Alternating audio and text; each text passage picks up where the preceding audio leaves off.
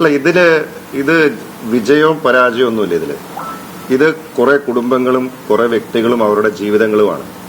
ആ ജീവിതങ്ങൾക്ക് അവരുടെ താല്പര്യങ്ങൾക്ക് സംരക്ഷണം കൊടുക്കുക എന്നുള്ള ഉത്തരവാദിത്തം ഒരു ജനാധിപത്യ സർക്കാരിലുള്ളതാണ്.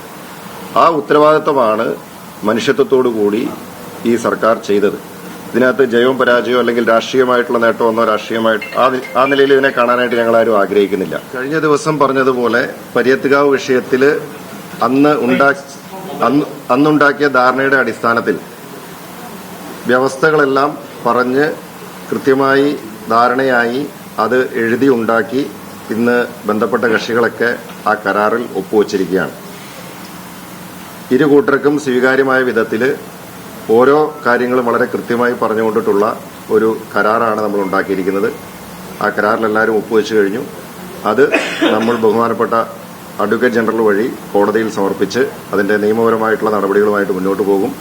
അതോടൊപ്പം തന്നെ എത്രയും വേഗം കരാറിൽ പറഞ്ഞിരിക്കുന്ന കാര്യങ്ങൾ ഒന്നൊന്നായി നടപ്പിലാക്കി മുന്നോട്ട് പോകാനും ഈ വിഷയത്തിൽ ശാശ്വതമായ ഒരു പരിഹാരം അവിടെ ഉണ്ടാക്കാനും ആ കാര്യങ്ങൾക്ക് മേൽനോട്ടം വഹിക്കാൻ സർക്കാരുണ്ട്. സർക്കാർ അതിന് RDOയെയും അതുപോലെ തന്നെ ഒരു DYSPയെയും ചുമതലപ്പെടുത്തിയിട്ടുണ്ട്.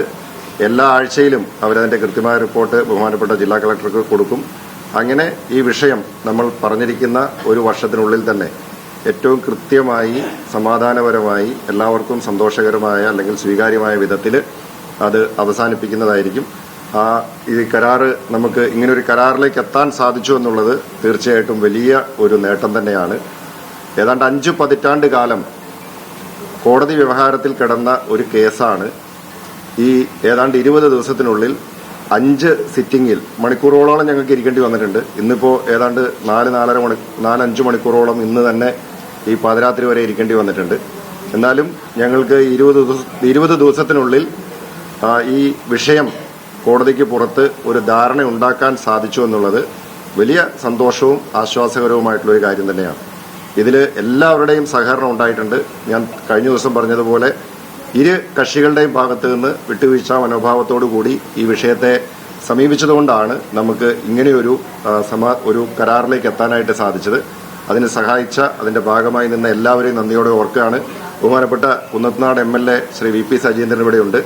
ഈ വിഷയത്തിൽ അദ്ദേഹം എടുത്ത എഫേർട്ട് പ്രത്യേകം ഞാൻ ഈ അവസരത്തിൽ എടുത്തു പറയാനായിട്ട് ആഗ്രഹിക്കുകയാണ്. കാരണം സ്ഥലത്തെ ജനപ്രതി എന്ന നിലയിൽ അദ്ദേഹം ഈ കക്ഷികളുമാക്കിയായി ബന്ധപ്പെട്ടുകൊണ്ട് ഇത് ഒരു പരിഹാരത്തിലേക്ക് കൊണ്ടുവരുന്നതിന് വിട്ടുവീഴ്ചകൾ ചെയ്യുന്നതിനൊക്കെ വേണ്ടിയിട്ട് അദ്ദേഹം എടുത്തിട്ടുള്ള ഒരു എഫേർട്ട് വളരെ വലുതാണ്. അതുപോലെ തന്നെ ഇവിടെ ബഹുമാനപ്പെട്ട ജില്ലാ കളക്ടർ ഇവിടെയുണ്ട്. അതുപോലെ നമ്മുടെ റൂറൽ SP ഉണ്ട്.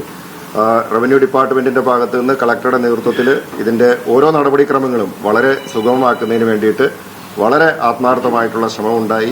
ഈ പാതിരാത്രി വരെ ഈ കാര്യങ്ങളൊക്കെ ശുഭപര്യവസാനിക്കുന്നതിന് വേണ്ടിയിട്ട് ബഹുമാനപ്പെട്ട കളക്ടറും അതുപോലെ തന്നെ പോലീസിനെ പ്രതിനിധീകരിച്ചുകൊണ്ട് നമ്മുടെ റൂറൽ SP ഉൾപ്പെടെ അവരുടെ സംഘവുമൊക്കെ വളരെ കൃത്യമായി ഈ കാര്യങ്ങളിൽ ഇടപെട്ടതുകൊണ്ടാണ് നമുക്ക് ഇത് ഇപ്പോൾ ഈ കരാറിലേക്ക് എത്താൻ സാധിച്ചിരിക്കുന്നത്.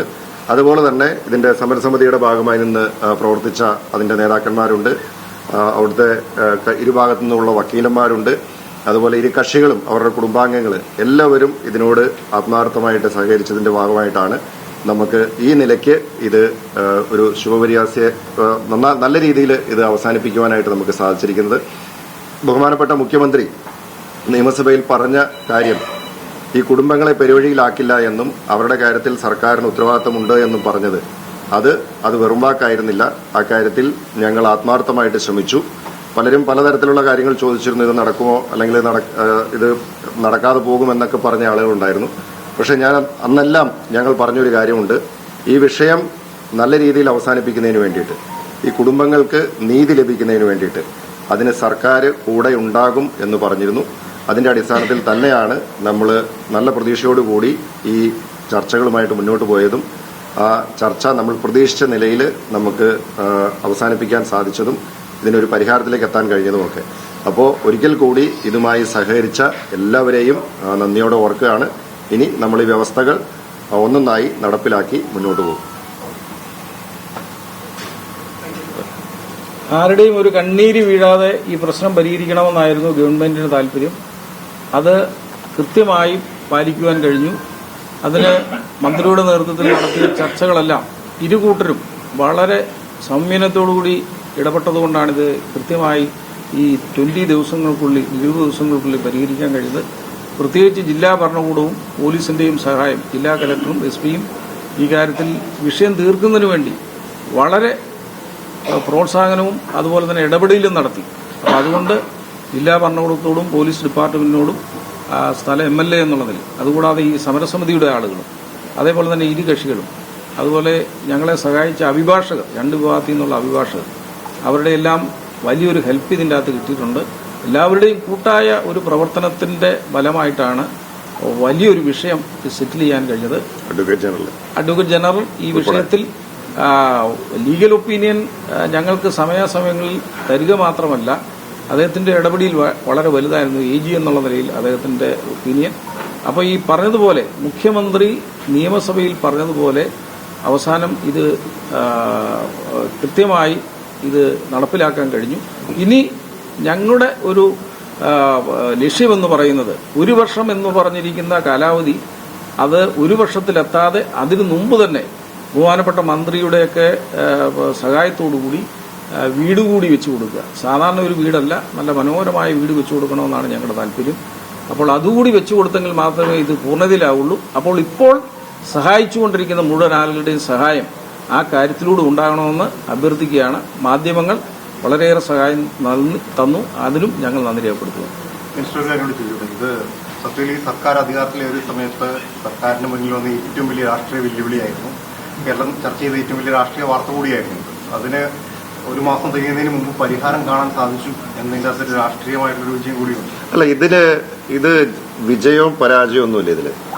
ഇത് കുറെ കുടുംബങ്ങളും കുറെ വ്യക്തികളും അവരുടെ ജീവിതങ്ങളുമാണ്. ആ ജീവിതങ്ങൾക്ക് അവരുടെ താല്പര്യങ്ങൾക്ക് സംരക്ഷണം കൊടുക്കുക എന്നുള്ള ഉത്തരവാദിത്തം ഒരു ജനാധിപത്യ സർക്കാരിലുള്ളതാണ്.